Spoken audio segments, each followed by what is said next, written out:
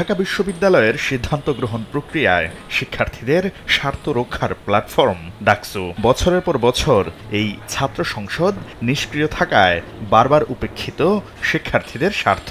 তাদের দাবির পরিপ্রেক্ষিতে বর্তমান প্রশাসন দায়িত্ব নেয়ার পর গত ডিসেম্বর থেকে ডাকসু নির্বাচন নিয়ে শুরু হয়েছে তোড়জোড়। মঙ্গলবার ডাকসু নির্বাচনের টাইমলাইন প্রকাশ করে নানা পদক্ষেপের কথা জানায় বিশ্ববিদ্যালয় কর্তৃপক্ষ, যেখানে বলা হয় গঠনতন্ত্রের বিভিন্ন ধারা সংশোধন করে তা ছাত্র সংগঠনগুলোর কাছে পাঠানো হয়েছে।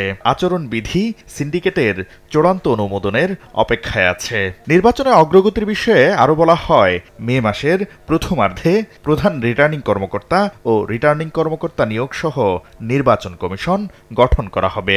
আর মের মাঝামাঝিতে প্রশাসনের সঙ্গে পরামর্শ করে ভোটার তালিকা চূড়ান্ত করবে কমিশন। এই অগ্রগতিকে ইতিবাচক হিসেবে দেখেছেন শিক্ষার্থীরা, তবে সুষ্ঠু পরিবেশ নিশ্চিত করার দাবি তাদের।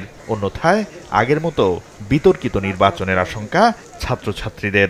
ডাকসু হতেই হবে, অ্যান্ড সেটা অ্যাকচুয়ালি এই যে এতদিন পরপর হচ্ছে সেটাই অ্যাকচুয়ালি কোশ্চেনেবল। এটা নিয়মিতভাবে হওয়া উচিত। পুরাতন রাজনৈতিক দল বা নতুন যে রাজনৈতিক দল হলো তাদের প্রভাবমুক্ত একটা প্যানেল আমরা পাবো, হয়তো স্বতন্ত্র মেজরিটি থাকবে, যেখানে স্টুডেন্টদের মতামতকে প্রাধান্য দেওয়া হবে বা যেখানে যে প্যানেলটা হচ্ছে সরকারকে কোয়েশ্চেন করতে পারবে।